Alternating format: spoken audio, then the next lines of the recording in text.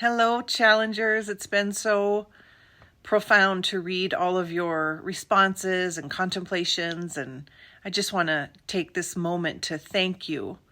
And please thank yourself for being so willing and so open and so authentic in your journey here.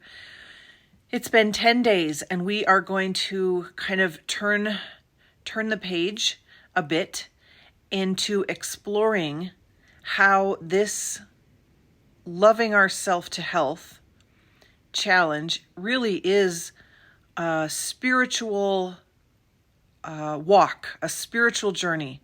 So let's first really think about what it means to you when I say the word spirituality, or to think of this relationship with your body and your health and food as a spiritual relationship. So there are many, many different definitions of spirituality. I'm going to give you a couple because they're going to be important for you to grab your own kind of understanding of spirituality as we focus on this next. Let me tee this up. So years ago, about 10 years ago, I hit an emotional rock bottom, and for a variety of reasons, found myself as a daily drinker. Needless to say, I then found myself in the rooms of Alcoholics Anonymous.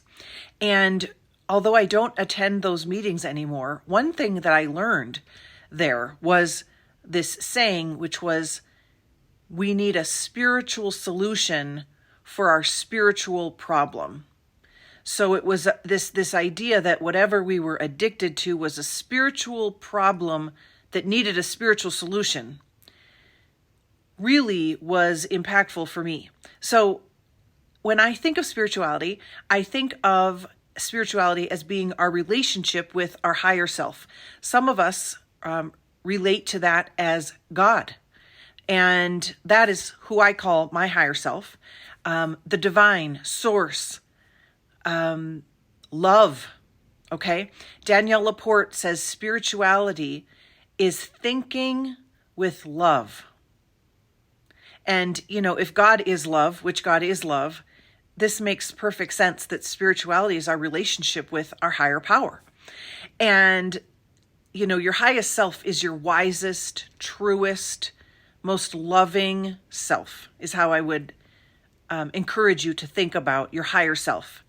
So, after I got into recovery, I knew that I needed to kind of spiritually clean house in every area of my life. And so I got my butt to the gym, and I was working out for several weeks, and I was really there, not so much for the vanity of the losing the weight and being spiritual. I was there because I wanted to stop eating Oreos. I could eat Oreos in an addictive way. Okay, can any of you relate to that? And during those first few weeks when I was attempting to change my habits, I literally had an Oreo in my hand and it was going towards my mouth. And I kid you not, I heard God say, "Erin, pick me. Pick me. I got this." We're going to be exploring your spiritual relationship with food and your body and health. But it really became clear to me that this wasn't, I've got to Google myself skinny and fit. This was a spiritual problem needing a spiritual solution. And so before we dive in, like I said, in the next couple days to really exploring your spiritual walk, share with us what your definition of spirituality is. Maybe it's one that I shared. Maybe you're like, I like that. I really like that. But this relationship with our physical self is so profound. And what I know is our mind can often veil the wisdom that is in our heart. And that may seem like a crazy thing for a psychologist to say, but we're going to talk about mindset, but we've got to talk about our heart set, our soul set. That is going to help you more than any positive affirmation ever could help you. So I can't wait to hear.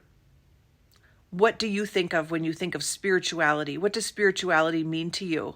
And then we're going to dive in the next couple days. I can't wait. Bye.